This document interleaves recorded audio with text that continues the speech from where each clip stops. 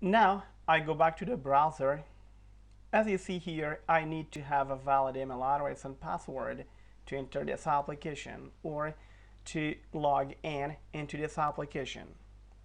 When I hit the login button, my valid email address and password must be authenticated against the data which resides inside the database.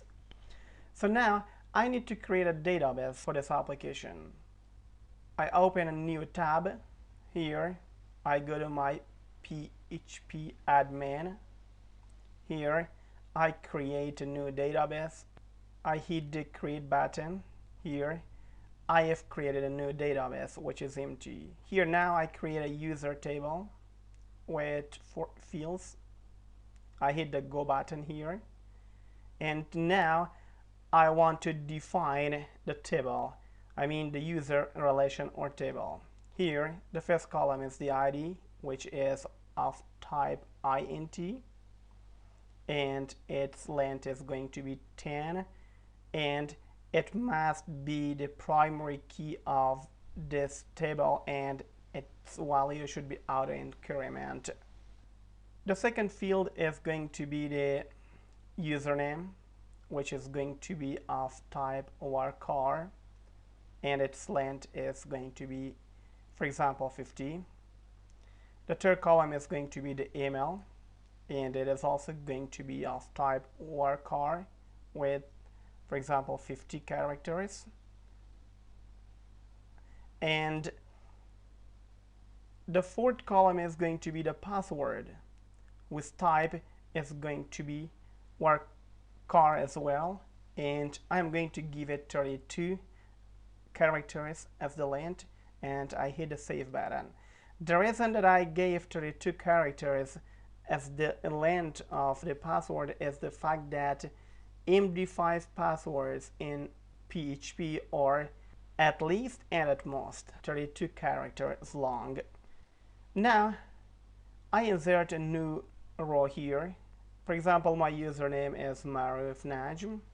My email is going to be maruf.najm@yahoo.com, and my password is going to be, for example, window, and it should be changed to MD5 to be encrypted. Now I hit the go button and browse the data. I see that a new user has been created. Now that we have created our database, we need to create a connection between the database and the application. So here we need to have a server-side script, I mean a PHP script, to connect this application to the database and also to manipulate the data inside that database. Now I am going to create my first PHP file inside the server pages folder. I create a new file and call it database.php. This name is optional. Inside this file, first of all, I'm going to create a connection class using which we can create a connection to the database. I call this class connection, and inside this class I create a public function. I call it getConnection, and it takes no parameter. Inside the body of this function, I am going to create 4 variables. The first variable is the address of the server, which is localhost here.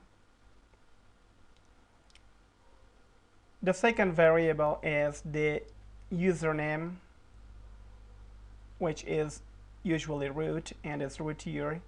The third one is the password, which is empty now. And the fourth variable is the name of the database, which is Angular_app.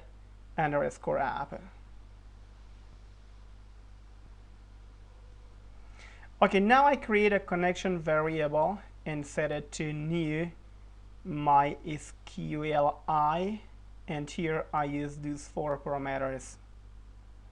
First, the server address, second, the username, third, the password, and the fourth parameter is the name of the database.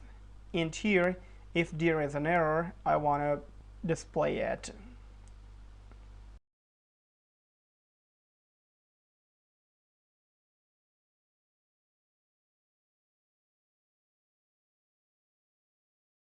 and then I return the connection. Now that I've created my connection class, I'm going to create the second class just inside this PHP file, and I name this class database.